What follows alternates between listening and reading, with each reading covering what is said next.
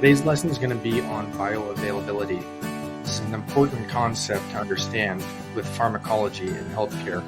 Stick around till the end for some quiz questions, and don't forget to like, comment, subscribe.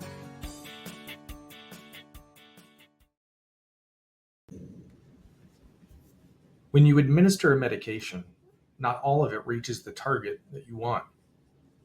Some of it gets metabolized into inactive metabolites.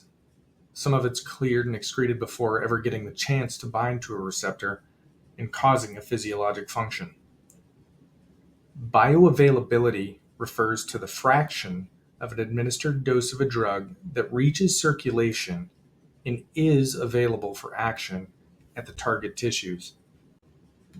To simplify this, let's think about it as the total amount of drug in circulation that's able to cause an effect over the total amount of the drug that you administered.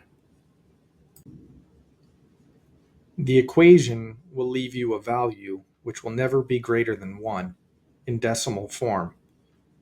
When we multiply this by 100, we get a percentage of the drug that is pharmacologically active and able to bind to the target receptors. For example, if we administer a medication in a dose of 10 milligrams to a patient and we draw blood sometime later, and the results come back that 8 milligrams are in the blood, we would have 8 milligrams in circulation over the 10 milligrams we administered, which gives us a value of 0.8. If we multiply this value by 100, it gives us the percentage in bioavailability. In this case, this drug would be 80% bioavailable. Bioavailability will be determined by several factors, one of which is the route in which you administer the medication. For medications that are administered intravenously or IV, they're 100% bioavailable. This is because the drug is injected directly into the bloodstream and into circulation. With oral administration, or PO medications, they typically have a much lower bioavailability due to things like the first pass effect and metabolism. When ingested orally, medications may not be absorbed fully or could be damaged by the acidity of the stomach. Let's look at a clinical example. When a patient becomes able to tolerate oral medications after being for a period of time IV only, frequently medication dosages need to be adjusted based on the bioavailability. For instance, Lasix or furosemide is a diuretic given to patients.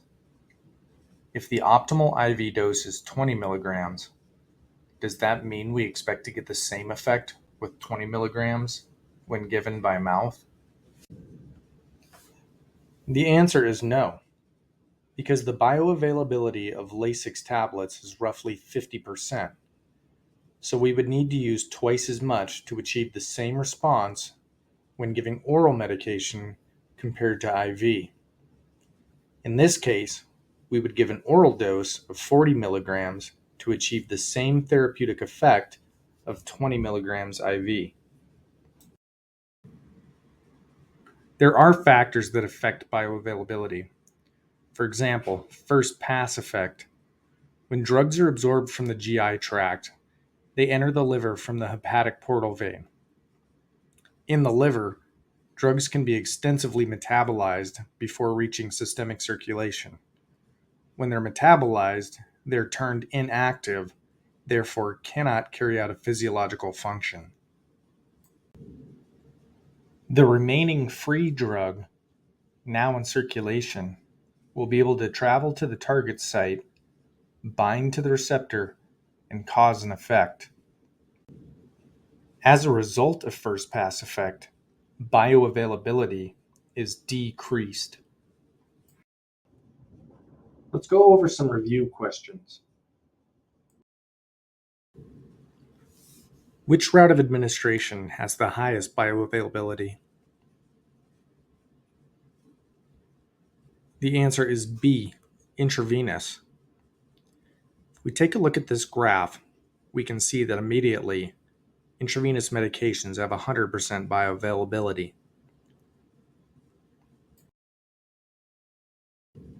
The first pass effect primarily occurs after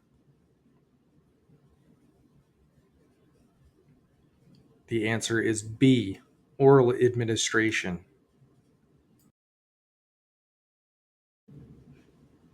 A total of 4 milligrams of drug is measured from the blood after a 10 milligram administered dose.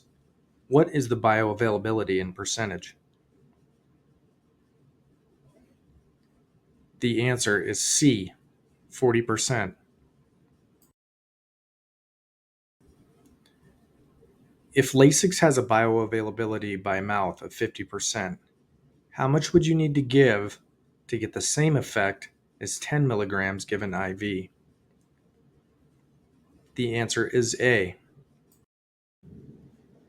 Thanks for watching. Don't forget to like, comment, and subscribe for more pharmacology videos.